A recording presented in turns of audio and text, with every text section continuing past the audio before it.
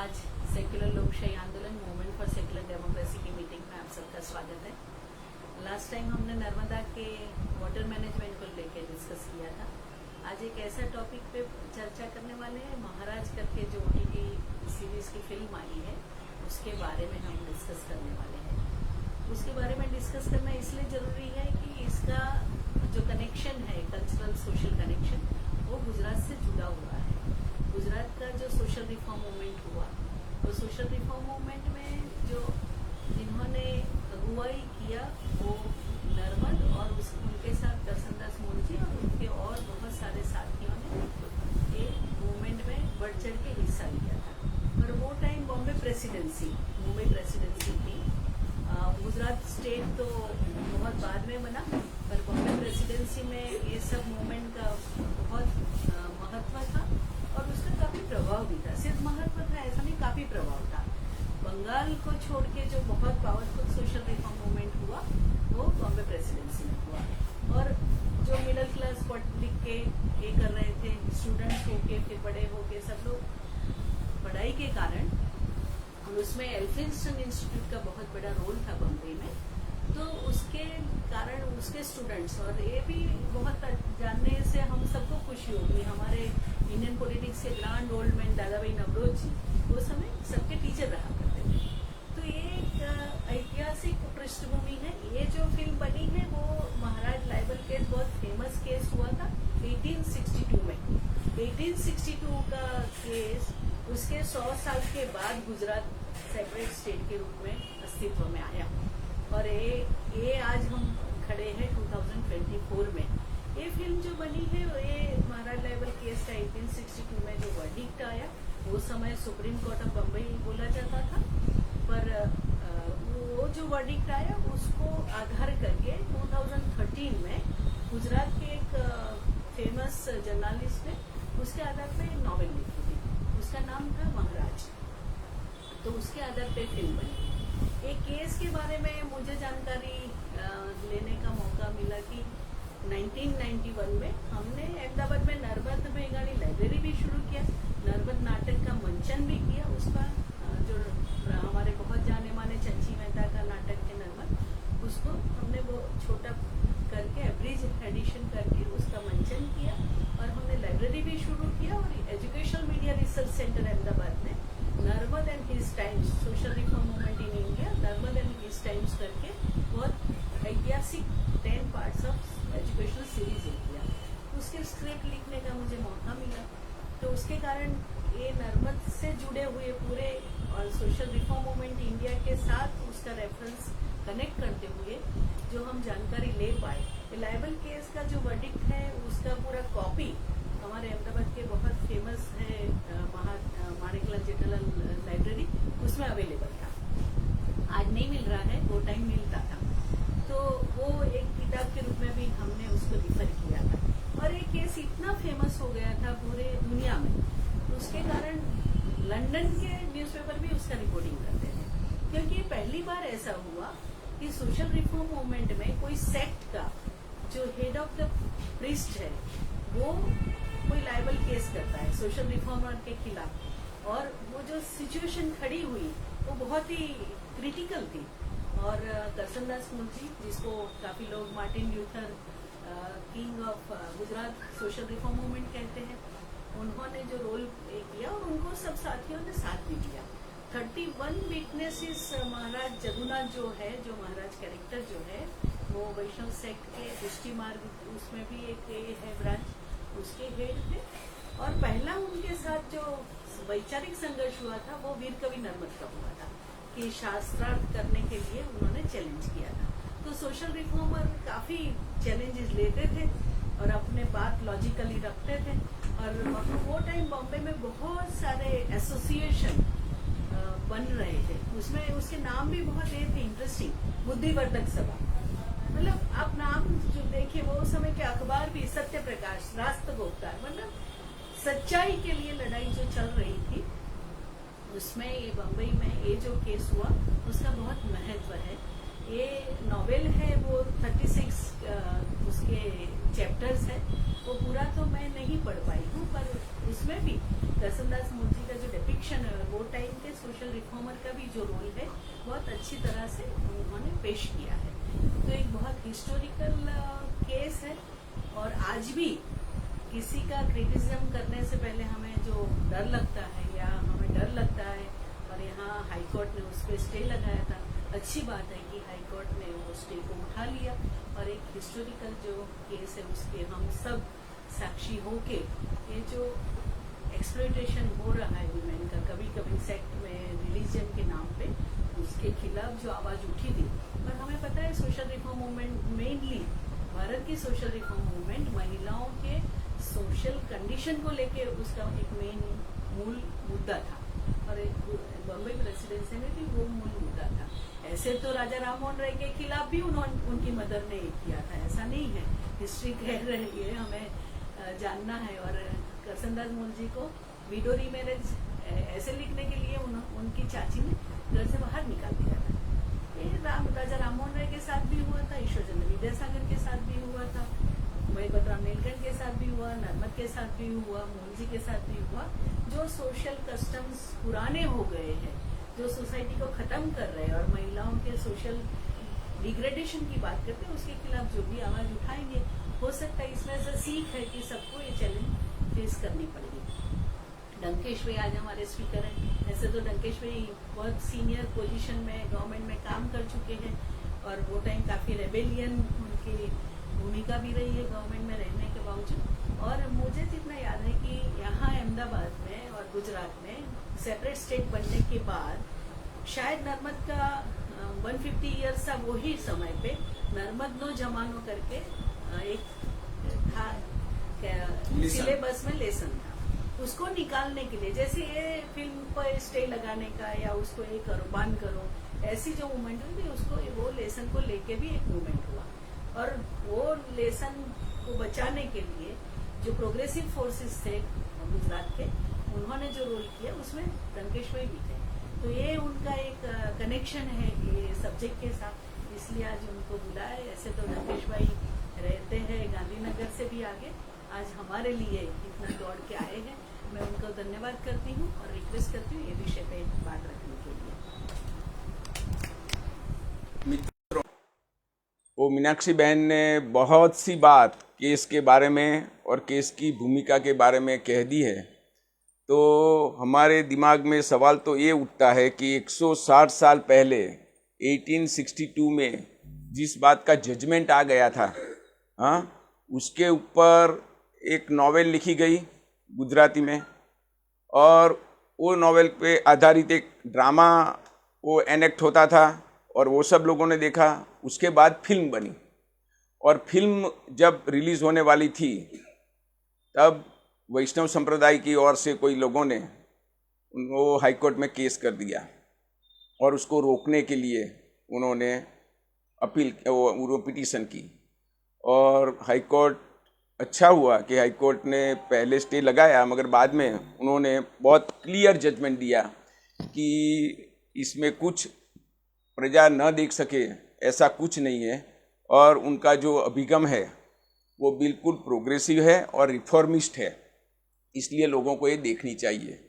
तो सवाल इसमें से खड़ा तो ये होता है कि जिस बात बहुत पहले तय हो चुकी थी कि वैष्णव महाराज लायबल केस, यानी महाराज, गुजरात में तो महाराज बोलो ना तो रविशंकर महाराज याद आते हैं पहले, हाँ, क्योंकि रविशंकर महाराज जिन्होंने इनॉग्रेट किया था गुजरात स्टेट को 1960 में 1 मई को साबरमती आश्रम में, और वहाँ सौगंध विधि हुई थी कैबिनेट की, हाँ, तो वो रविशंकर महाराज याद आते हैं। मगर ये महाराज अलग है, ये महाराज संप्रदाय के महाराज हैं।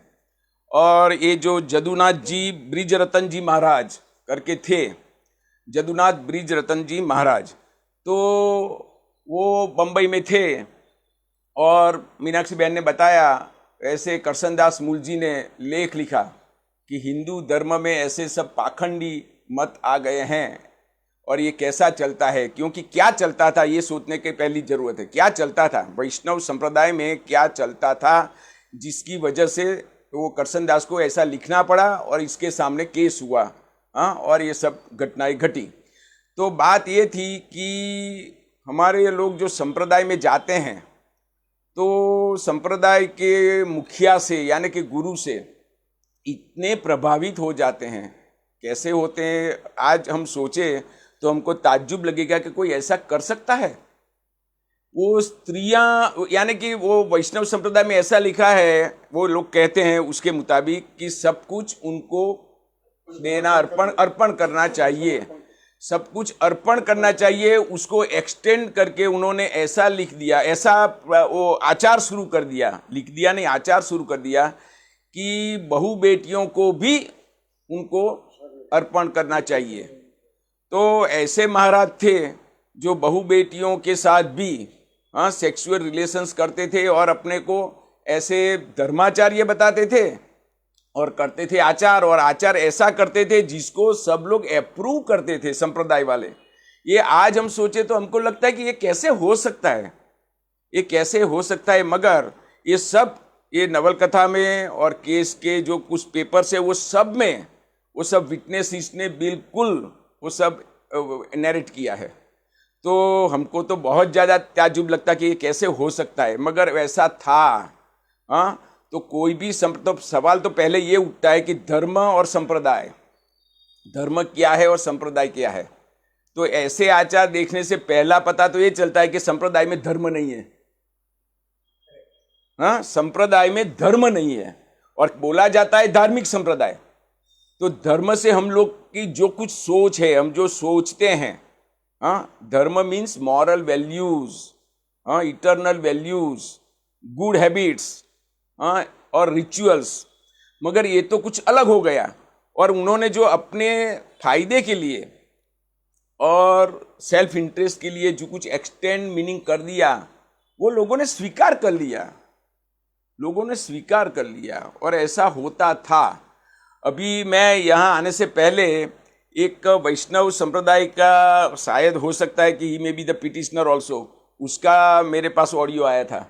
तो मैंने उनको सुना तो वो क्या बता रहे थे, अभी भी ऐसा चलता है। वो क्या बता रहे थे, एक आर्गुमेंट तो मैं सही मानता हूँ कि सब आचार्य ऐसे नहीं थे, ओके बराबर है, मगर वो ऐसा बता रहे थे कि ब्रिटिश कोर्ट थी, ब्रिटिश जज थे, तो ये सब क्रिश्चियनिटी वालों ने हिंदू धर्म के ऊपर ये हल्ला बोल किया था, ऐसा वो बता रहे हैं।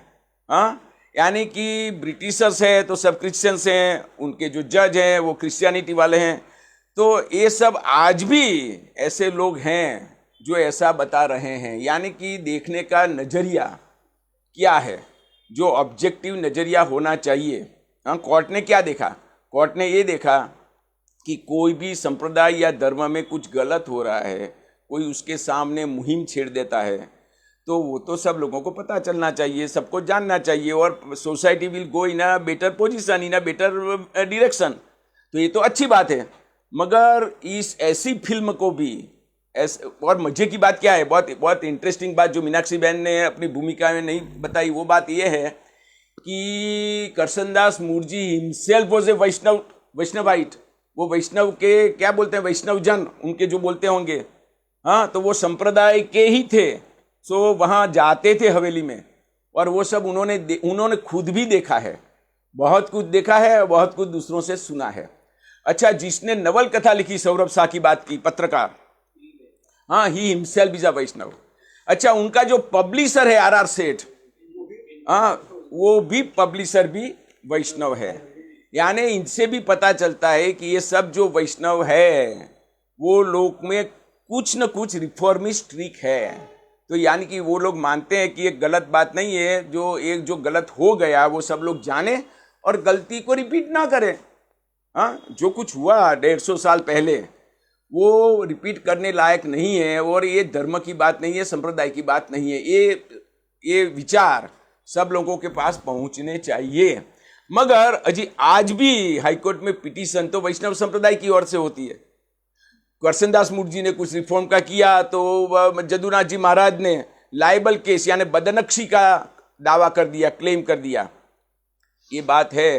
तो हम लोगों को ये जो बात है उससे सोचना ये चाहिए कि धर्म क्या है, संप्रदाय क्या है, क्योंकि पूरा भारत 21वीं सदी में भी धार्मिक देश हो, रिलीजियस कंट्री हो, ऐसा माना जाता है।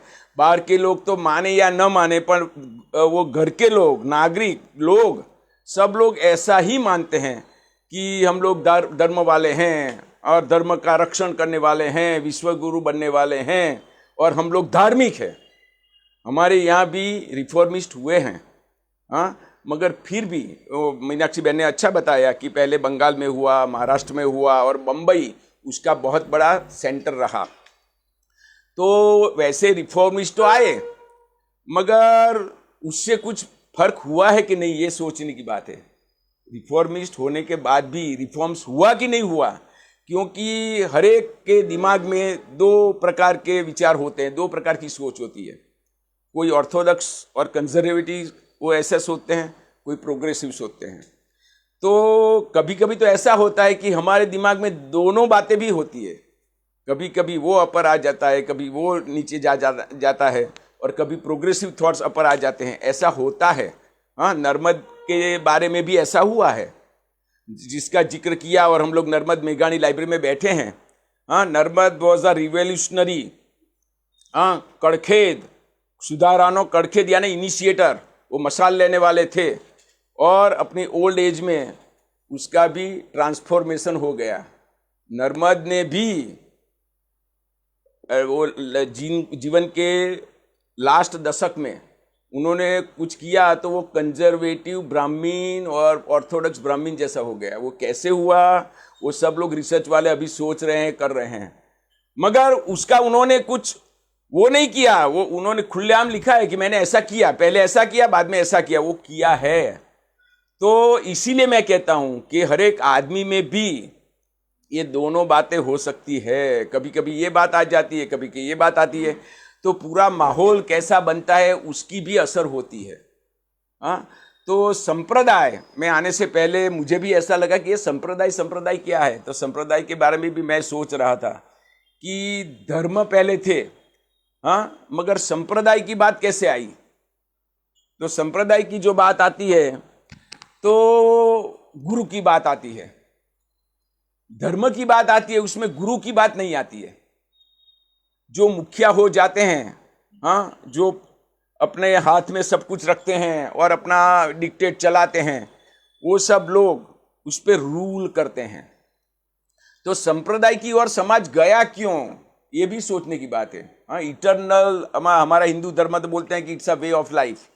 हमारे यहाँ एस राधा कृष्णन हुए, हमारे यहाँ स्वामी विवेकानंद हुए, हमारे यहाँ गांधी हुए, विनोबा हुए, सब लोगों ने धार्मिक सोच के बारे में अपना पहलू बताया, पर्सपेक्टिव बताया, कि जीवन के लिए क्या सही है, क्या गलत है, किस दिशा में जाना चाहिए, किस दिशा में नहीं जाना चाहिए। फिर भी पूरा समाज आज भी हम ऐसा नहीं कह सकते कि प्रोग्रेसिव है, और ऐसा भी नहीं कह सकते कि जो progressive elements of the society है वो सेफ है, सलामत है, ऐसा भी नहीं कह सकते। आज हम बात करते हैं तो आज भी हमला होने की शक्यता रहती है, यानी कि आज भी वो सोसाइटी इतनी ऑर्थोडॉक्स है in the 21st century, technological century. हम लोग 21वीं सदी आने से पहले बहुत बार 21वीं सदी आ रही है, 21वीं सदी आ रही है, यानी कि most modern society will be created. That was the idea in our mind. तो ये तो हुआ नहीं, और आज भी हम लोग उसी दौर में फिर से आ पहुंचे हैं। ये चर्चा आज लोग हम कर रहे हैं। तो ये जो ब्रिटिश न्यायाधीश सर जोसेफ आर्नोल्ड ने जो जजमेंट दिया, वो भी छपा हुआ है। बहुत लोगों ने इतना इंटरेस्ट लिया कि बार बार छपा है। 1911 में फिर से छपा है।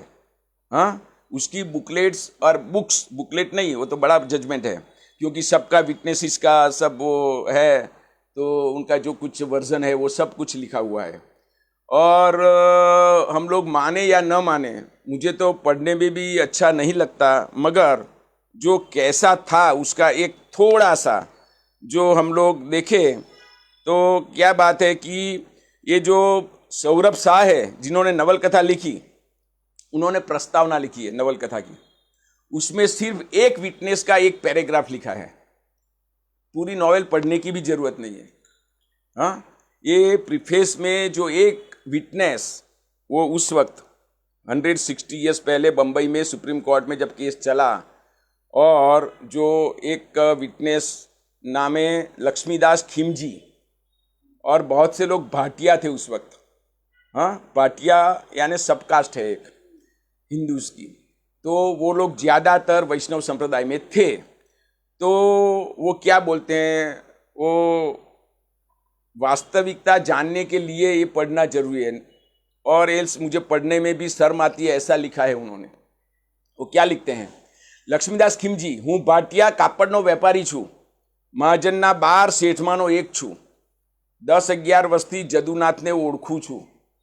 લક્ષ્મીજીના મંદિરમાં મૂર્તિ પર ગુલાલ નાખ્યા પછી બહારના લોકો પર વાદીએ એટલે જદુનાથજી, વાદીએ ગુલાલ નાખ્યો. ગુલાલ ઉડવાના ધુમ્મસમાં, બહુ જ ગુલાલ નાખો એટલે ધુમ્મસમાં તેણે એક 14 વર્ષની છોકરી પર હાથ નાખ્યો. છોકરી હસી પડી. જે ઘરમાં વાદી ઉતર્યો હતો ત્યાં હું રોજ તેના દર્શને જતો. કોણ કહે છે? લક્ષ્મીદાસ. એકવાર બપોરના 1 વાગે મારા મામા દામોદર દેવજી સાથે વાદીના દર્શને ગયો. 5 કલાક પછી ઉપર જણાવેલી ભાટિયાની 14 વર્ષની યુવાન છોકરી એક વિધવા સાથે આવી. તે વિધવાએ, પાછી એ બીજી લેડી જ છે, એલ્ડર લેડી છે, તે વિધવાએ વાદીના કાનમાં કંઈક કહ્યું, મહારાજને કંઈક કહ્યું.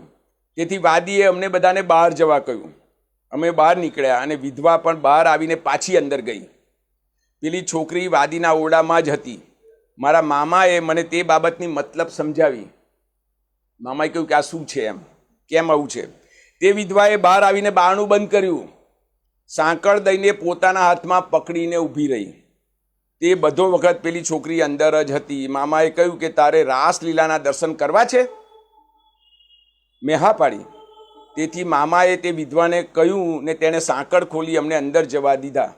ત્યાં વાદી તે છોકરી સાથે જાર કર્મ એટલે કે સેક્સ કરતો હતો તે જોયું. અમુક ભાવિક ભક્તો આવા દર્શન કરવા આતુર હોય છે.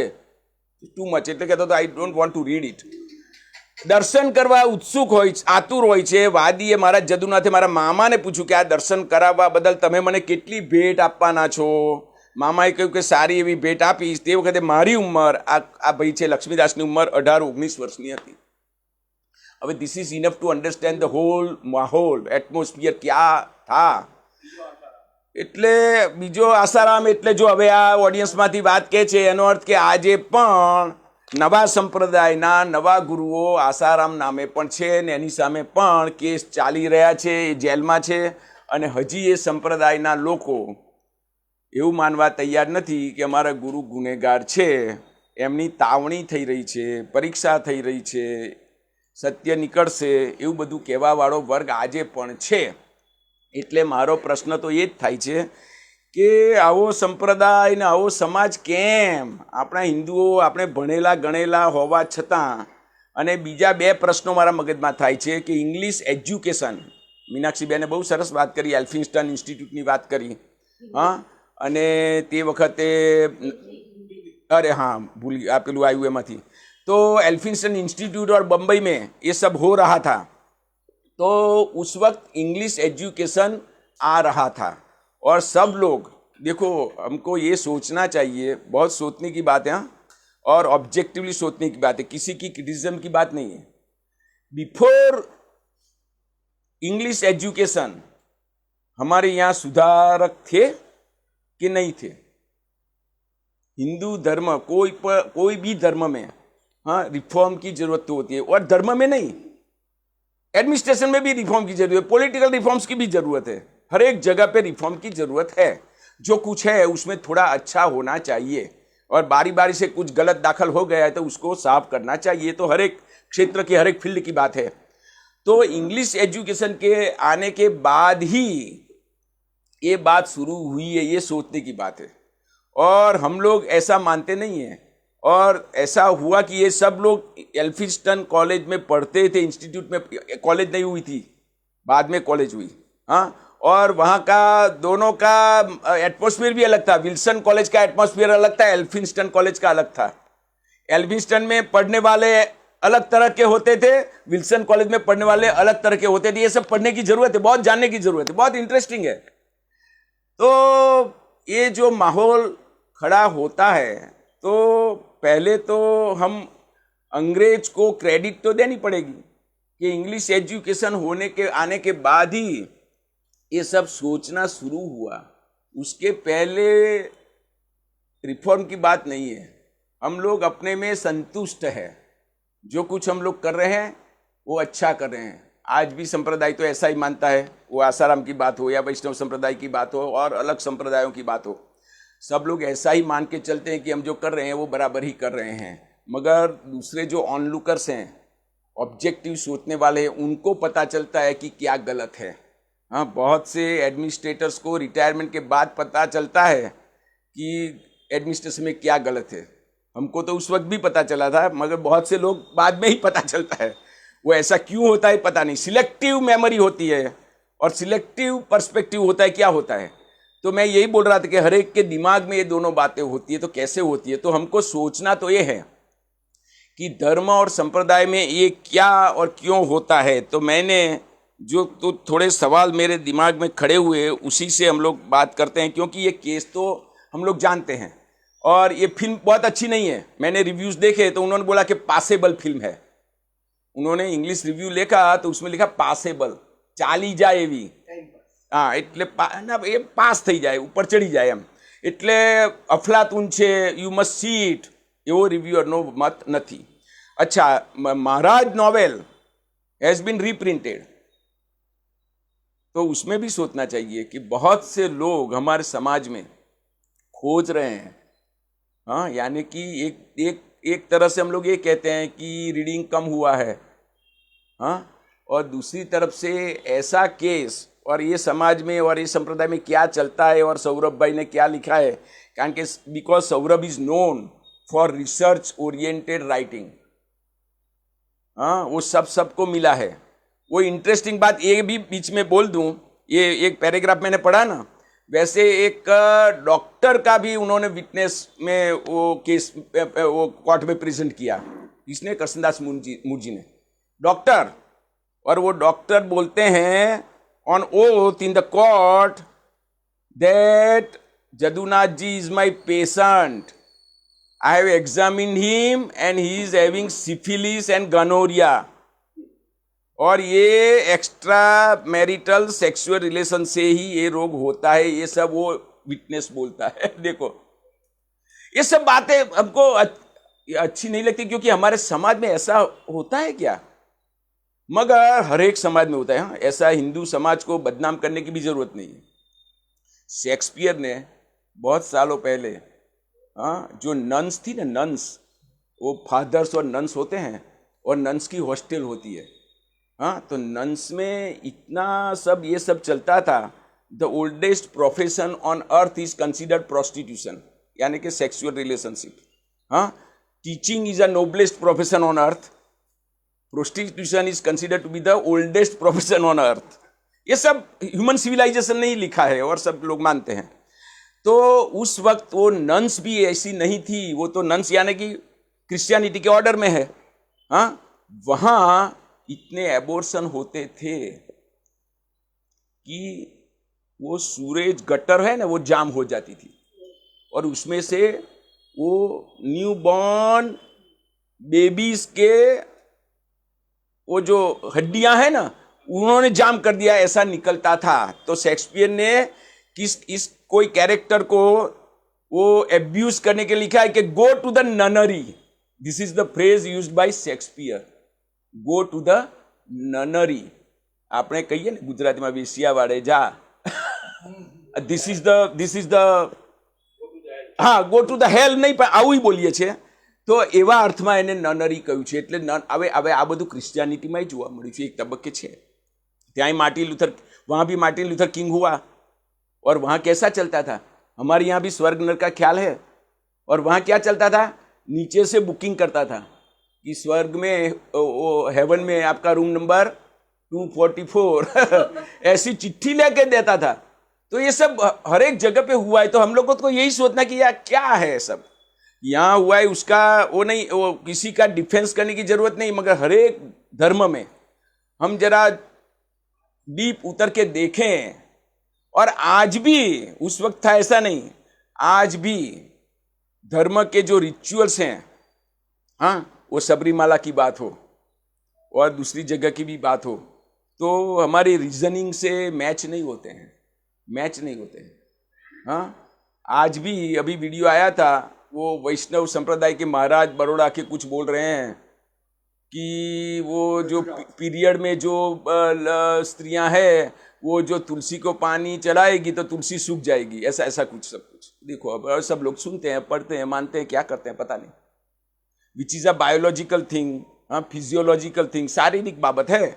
हाँ, तो ये सब आज भी चलता है। तो ये हर एक रिचुअल्स जो कोई भी धर्म है, हम लोग जो जरा ध्यान से न्यूज़पेपर्स पढ़े ना, तो ऐसे ऐसे यूरोप के कंट्रीज में, अफ्रीकन कंट्रीज में, वहाँ के देशों में जो कुछ नए नए धर्म के वो माध्यम से कुछ होता है, तो ये सब डीपली रिसर्च करने की ज़रूरत है। यानी कि आज भी ये दिमाग में क्यों ऐसा आता है और सब लोग क्यों मान लेते हैं, ये मेरे लिए बहुत सोचने की बात है। तो मैंने जो थोड़ा जो प्रश्न मैंने निकाला है कि जिसके बारे में हमको सोचना है, तो वो बात है कि किसी को कोर्ट में जाना पड़े, हाँ, और उनको कोर्ट में जाने के बाद भी, इतने सालों के बाद भी फिल्म के लिए फिर से जाना पड़े, ये कैसा समाज है, ये सोचने की ज़रूरत है।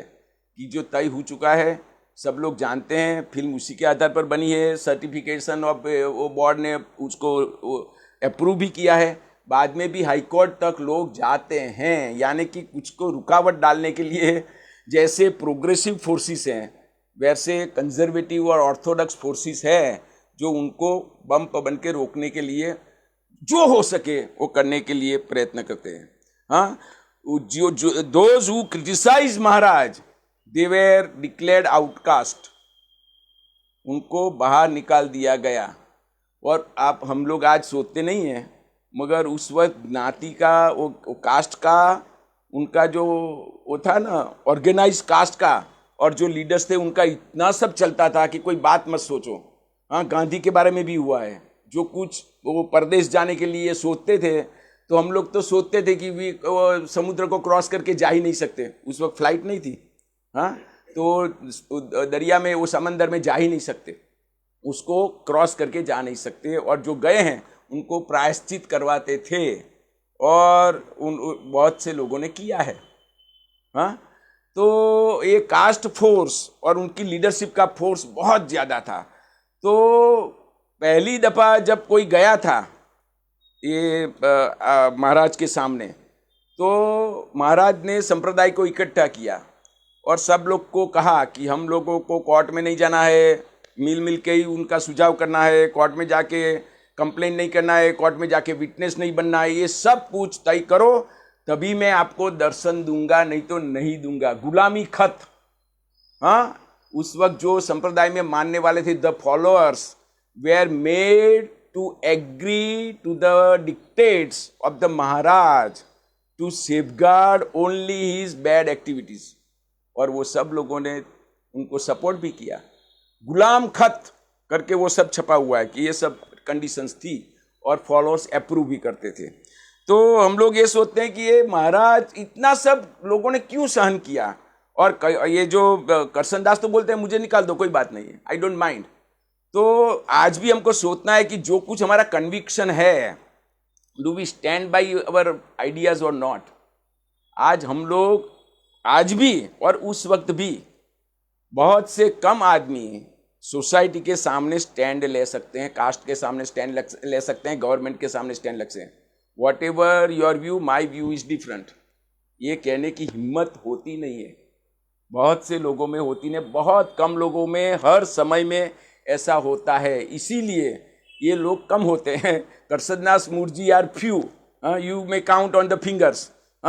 और महाराज हर एक हवेली में है, आज भी है। हाँ, तो ये क्यों होता है, और प्रोग्रेसिव एटीट्यूड डेवलप क्यों नहीं होता है? हमारा मॉडर्न एजुकेशन हो गया। मैंने बोला कि ब्रिटिश एजुकेशन से शुरू में ये हुआ, हाँ, और बाद में नहीं हुआ। बाद में फिर ऐसा ही हो गया है, और उस वक्त भी सब में नहीं हुआ, सब में नहीं हुआ। और मैं तो ऐसा भी मानता हूं कि एजुकेशन की भी जरूरत नहीं है। Human being is a thinking animal. I think therefore I exist. हाँ, ऐसा कहा एक फिलोसोफर ने, डेकार्त करके थे, डेकार्त। तो उन्होंने बोला I exist because I think. अगर मैं सोचता नहीं हूं तो मेरा अस्तित्व ही नहीं है। मेरा अस्तित्व मेरी सोच के कारण ही है। तो हमारी सोच इतनी क्यों बिगड़ी और हमारे दिमाग में क्यों नहीं आता है, ये वो रिसर्च करने की बात है। और रिसर्च होती है, बहुत कुछ होता है, मगर कुछ उनके जो रिजल्ट्स आते हैं वो अभी तक कुछ रिवीलिंग और कुछ वैसे हम लोग स्वीकार कर लें और अच्छा हो जाए, ऐसे तो नहीं आते हैं। यानी कि our mind is very complex, human mind is very very complex. उनके ऊपर बहुत सी इफेक्ट्स होती हैं। वो कभी कभी ऐसा करता है, कभी कभी ऐसा करता है, और ये ऐसा ही करेगा, ऐसी कोई गारंटी नहीं दे सकता। मैंने नर्मद का भी एग्जाम्पल दिया, दूसरों की बात तो जाने दो।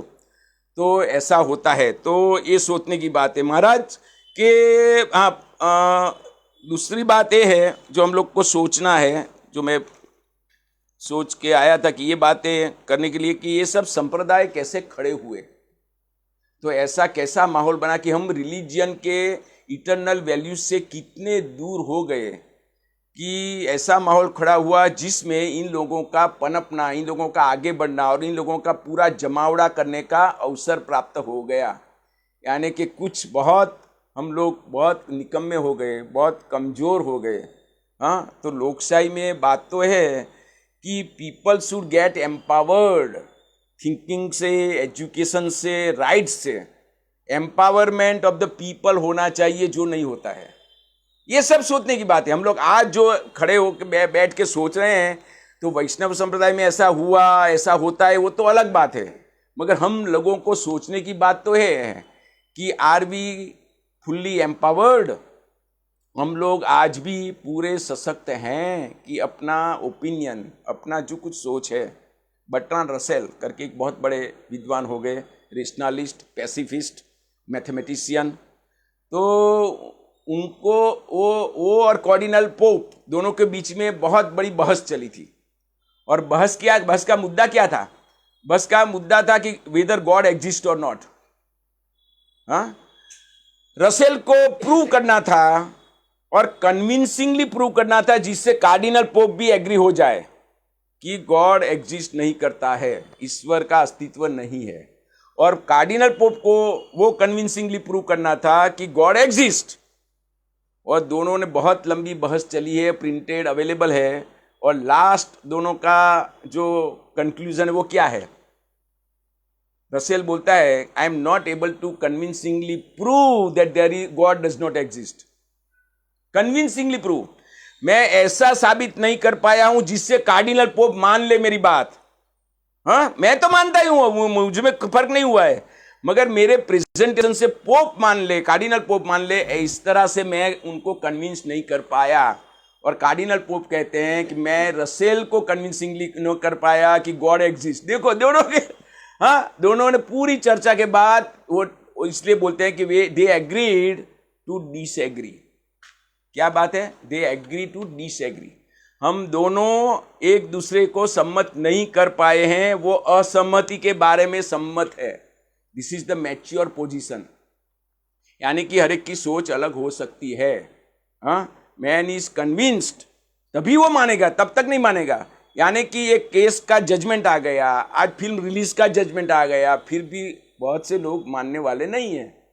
हाँ, और बहुत से लोग को जजमेंट से फर्क ही नहीं पड़ता है। हम तो मानते ही थे। मुझे तो ऐसा लगता है हमारा लायबल केस की चर्चा करने की जरूरत क्या है? गलत था तो गलत ही था। हाँ, तो हम लोग तो ऐसा मानने वाले हैं। मगर जो लोग ऐसा मानने वाले हैं उनसे कोई फर्क ही नहीं पड़ता, और वो लोग अपने अंत तक लड़ने के लिए सोचते हैं। तो ये जो प्रश्न उठते हैं हमारे दिमाग में, ये सोचने की जरूरत है कि why reform is difficult, why reform becomes difficult. Karsandas Murti ने किया, नर्मद ने किया, वो सब और भी लोग थे, वे राष्ट्रगुप्तार वाले भी थे और दूसरे भी थे। तो हमारे यहाँ भी ये स्वामी सच्चिदानंद है, उन्होंने लिख दिया कि आज छल्ली ट्रेन छे, this is the last train. किसके बारे में? अनटचेबिलिटी। हिंदू समाज को ये छोड़ना चाहिए। Untouchability is wrong. कोई जन्म से ऊंचा है, जन्म से नीचा है, ये छोड़ो, नहीं तो हिंदू समाज आगे नहीं बढ़ेगा। वो छल्ली ट्रेन यानी कि लास्ट ट्रेन तो कब से चली गई, अभी कुछ फर्क नहीं हुआ है। पूछो मार्टिन मैकवान को, वो वेद भारत पढ़ो, तो उन्होंने बहुत से एग्जाम्पल्स लिखे हैं। और हम लोग सब जानते हैं कि टीचर का अपॉइंटमेंट होता है कोई गांव में, प्राथमिक स्कूल में, उसको उस गांव में घर नहीं मिलता है, बिकॉज सी और he belongs to schedule caste. ये बात है। तो ये हमारे सोसाइटी है। तो ये क्यों होता है? Why reforms are not fruitful, why they don't get result. हाँ, और ये जो social reforms are always difficult and religious reforms are more difficult, क्योंकि ऑर्गेनाइज रिलीजन है और इसमें बहुत से लोगों का बिल्कुल पकड़ है, इतनी वो कंट्रोल है, पकड़ यानी कंट्रोल है। और उन लोगों के जो फॉलोअर्स है वो बिल्कुल चहल पहल नहीं कर सकते, उनके दिमाग को कंट्रोल करते हैं। हाँ, रीड युवा नोआ हरारी, आज का जो फिलोसोफर है तो इजराइल का, वो यही बात करता है कि आज लोग कुछ नहीं करेंगे, आपके माइंड को कंट्रोल करेंगे। तो पढ़े लिखे हुए टेक्नोलॉजिकल हाईली एजुकेटेड लोगों के माइंड को भी कैसे कैसे कंट्रोल करने का चाल चल रहा है, उसके बारे में वो इंगित करता है। तो हम लोगों को तो ज़्यादा चौकन्ना रहने की जरूरत है। और if any reform are taking place or any reformist is taking action or is active, it is active नहीं होगा मैंने बेहद साथ नहीं पाया, कोई बात नहीं।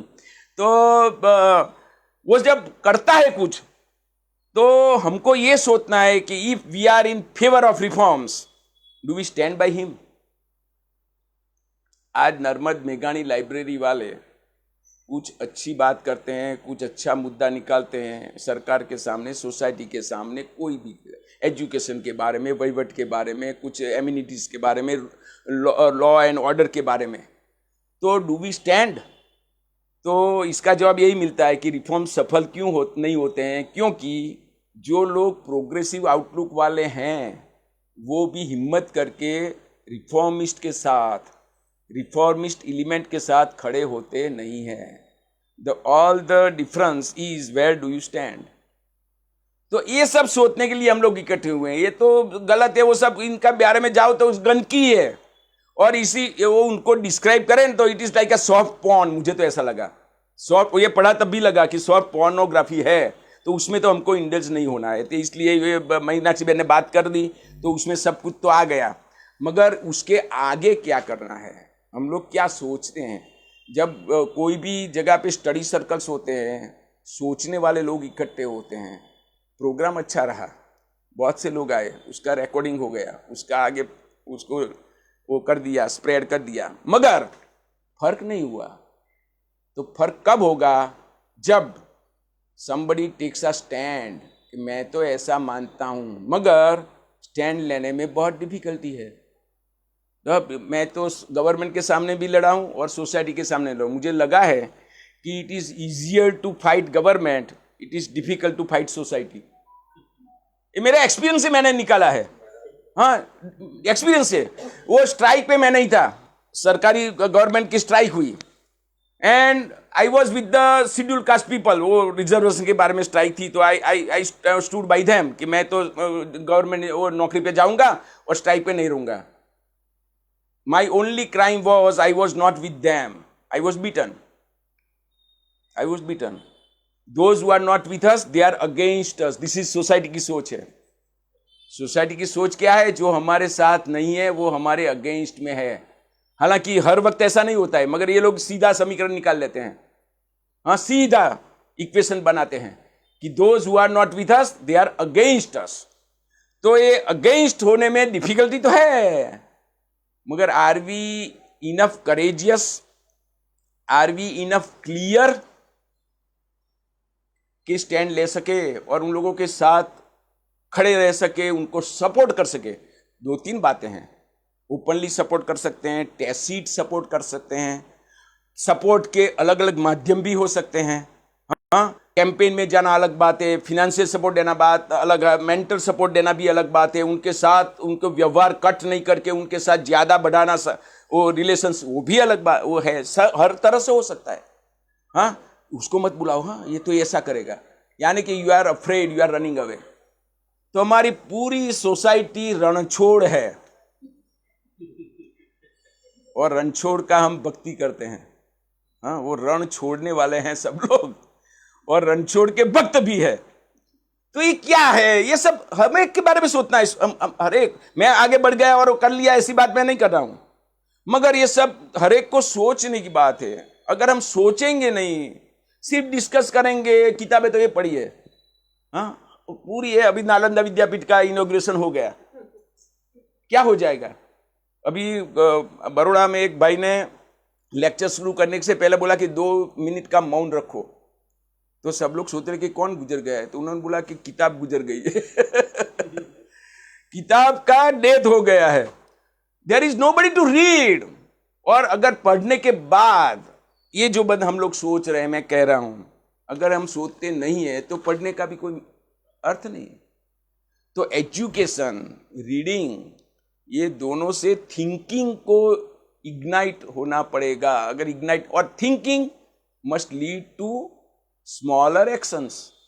स्मॉलर एक्शंस बहुत कुछ कर देते हैं, ऐसी बात नहीं है, मगर मैं गांव में हूं और मैं शहर में रहता हूं, गांव में मेरा घर है, तो मैं बोलूंगा कि मैं लड़ लूंगा, मगर मेरे घर को ताला है, उसको खोल दो भाई, उस घर में आप रह सकते हैं।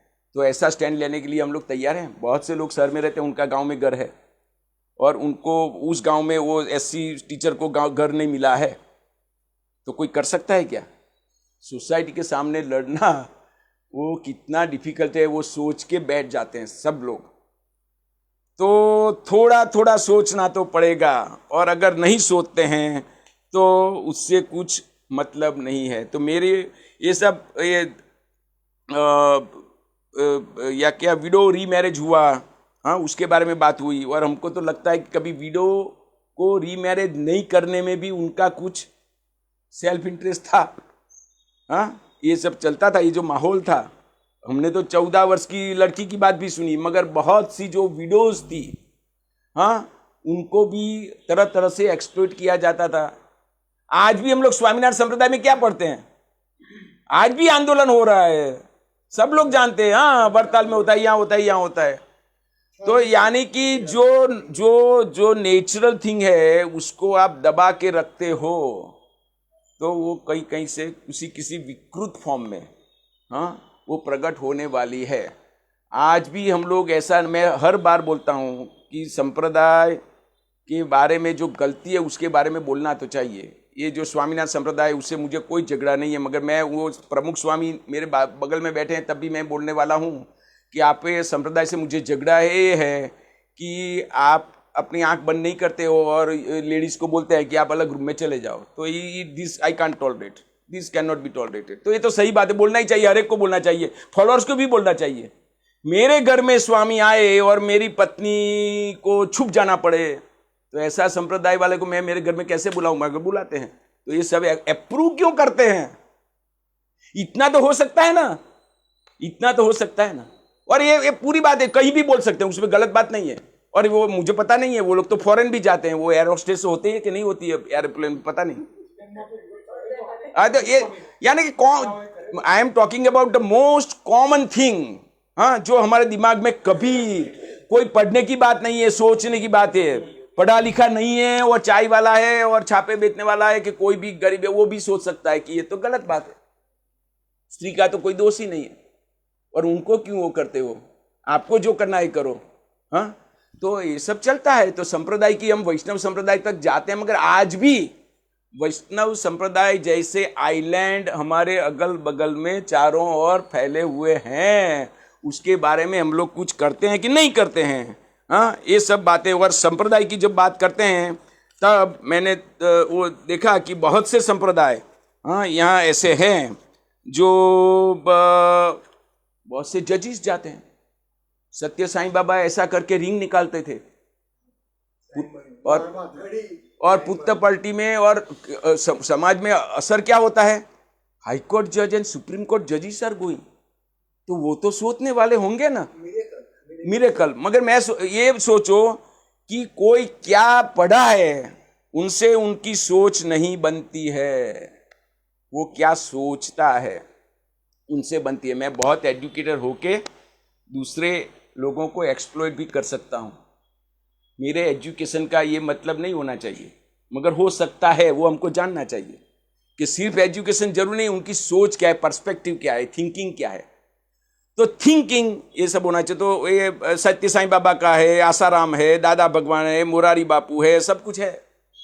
हाँ, हालांकि मोरारी बापू ने संप्रदाय नहीं बनाया है, ये अपना जो कुछ रमेश हो जाए उन्होंने संप्रदाय नहीं बनाया, मगर दादा भगवान ने संप्रदाय बनाया है, आसाराम ने संप्रदाय बनाया है, साईं बाबा ने संप्रदाय बना दिया है।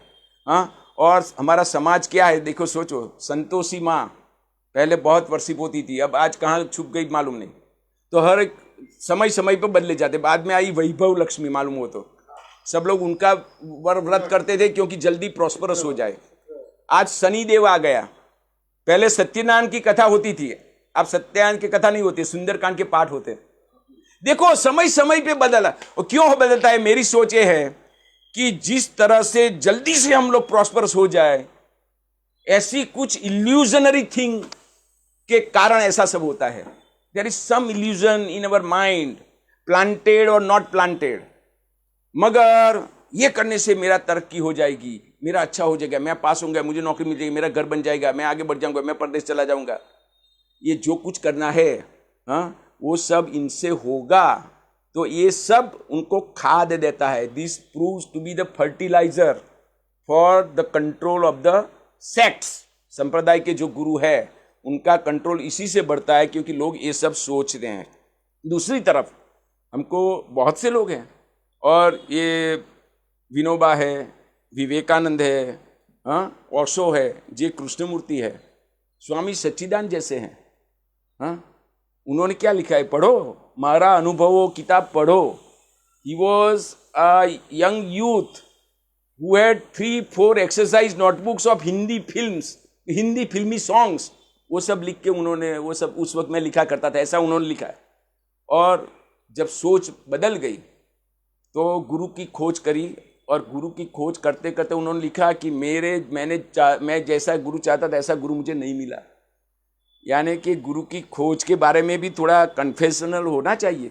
हाँ, हम लोग तो कैसे हैं, सुरेश जोशी बोलते थे, कस्मई विदाय हविषा विधेम, कस्मई विदाय हविषा विधेम। એટલે हमारा आत्मा, हम लोग फूल खड़े रख के बैठे हैं, वो समीध लेके ही खड़े हैं, किसको चढ़ाए ये सवाल है।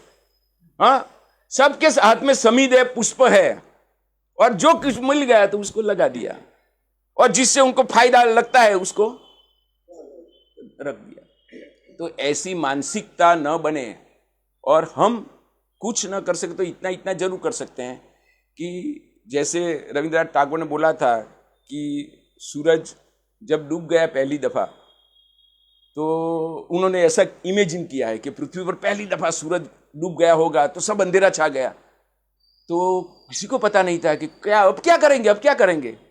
तब उन्होंने वो पोएम ऐसी लिखी है कि एक नन्हा सा दिया आया, उन्होंने बोला कि मैं अपना काम करूंगा कि 1-2 फुट तक मैं मेरा प्रकाश फैलाऊंगा।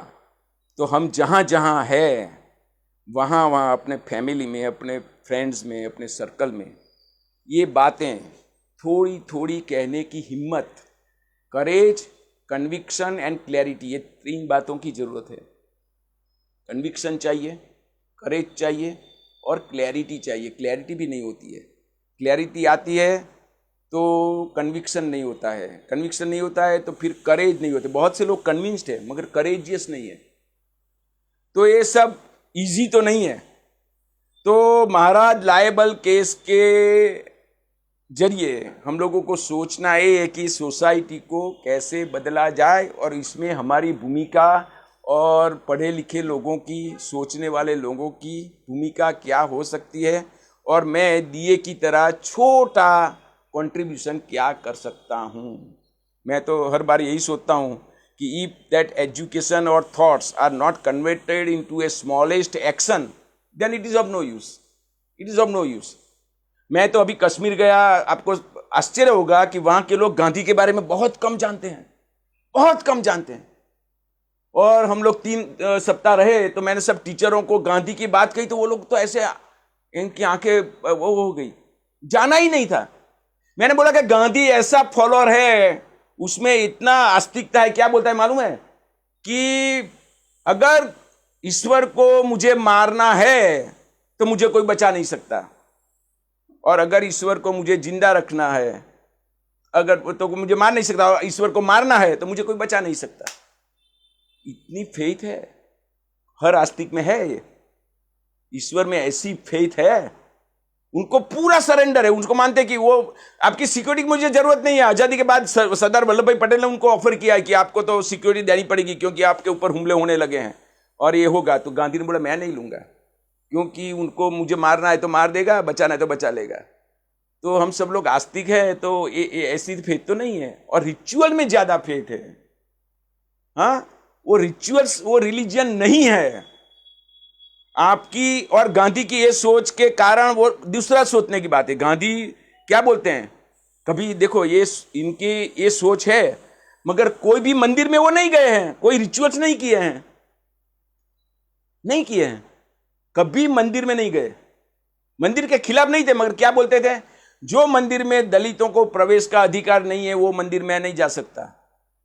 और जो मंदिर में दलित को प्रवेश हुआ वहां भी बाद में गए नहीं, मगर उनका क्राइटेरियन ये है, यानी कि ये पूरे जजमेंट से जो फाइनल निकलता है वो निकलता है कि which is wrong according to morality, वो रिलीजियस ट्रूथ नहीं हो सकता।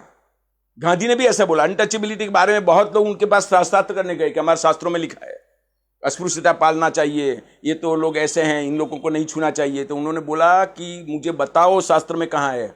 और बाद में तो ऐसा बोला कि शास्त्र में अगर है फिर भी मैं मानने वाला नहीं हूं कि मॉरल सेंस वो अप्रूव नहीं करती है कि किसी को जन्म के आधार से ऊंचा नीचा किया जाए।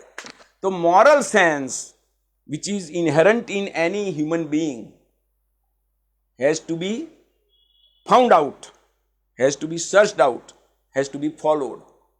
ये सब बातें हैं। तो मैं जो थोड़ी बात मुझे जो करनी थी, मैंने बोला टाइम तो गए और बहुत सी बातें हो सकती है, मगर जो मॉरालिटी से अगेंस्ट है वो रिलीजियस से सही नहीं हो सकता। हाँ, कहीं भी सही नहीं होता वो, हर एक जगह पे। तो यू हैव टू अप्लाई और sense of morality, sense of discretion, हाँ, ये सब होना चाहिए कि विवेक और संयम। हाँ, मुझे तो पता ही नहीं चलता है कि कोई एल्डर लेडी डोसी उनको 14 वर्ष, तो यानी कि सोसाइटी ये छोटी बच्ची को बचाने के लायक भी नहीं रही। उनका काम तो उनको बचाना था, and she was doing other way round. वो एल्डर लेडी है तो उसके साथ हम लोग भेजेंगे अपनी बच्ची को कि सेफ है, मगर ये उस वक्त सेफ नहीं है। देखो, और हर एक के पास नहीं, मगर ये तो ऐसी है। मैं नहीं बोलता कि सब ऐसी थी, उन बात नहीं, मगर ये इसमें देखा और उन्होंने ऑन ओथ कोर्ट में बोला है। और ही हिमसेल्फ हैज एक्सपीरियंस कि मैं इतने साल का था और ये सब देखा मैंने। तो ये सब क्या हो रहा है, तो ये सोचने की बात है। हमारे इर्द गिर्द सराउंडिंग में हर एक इंसिडेंट पे हमको सोचना है और अलग से सोचना है। अगर हमारी सोच निर्णय तक, डिसीजन तक नहीं जाती है, वहां तक क्रॉस वेरिफिकेशन करते रहना है और अपना एक ओपिनियन बनाना है। And once the opinion is created, if that conviction is made, then we have to stick by it. ये सब बातें मैं महाराज लायबल केस के जरिए से ये सब लोग जो हैं, और यही बात मेघाणी नर्मद लाइब्रेरी में तो करनी ही चाहिए क्योंकि ये वेन्यू ही ऐसा है। हाँ, ये वेन्यू रिफॉर्म्स का वेन्यू है। ये प्लेस जो है मेघाणी ने भी किया, नर्मद ने भी किया, और इन लोगों दे आर ट्राइंग। तो हम लोग भी उसी माहौल में जो आते हैं, तो हमारी सोच कुछ समाज के लोगों से और बहुमती से कुछ अलग होनी चाहिए, और ये करने का हमें हिम्मत पैदा हो जाए, ऐसी हम कामना करते हैं। Thank you all.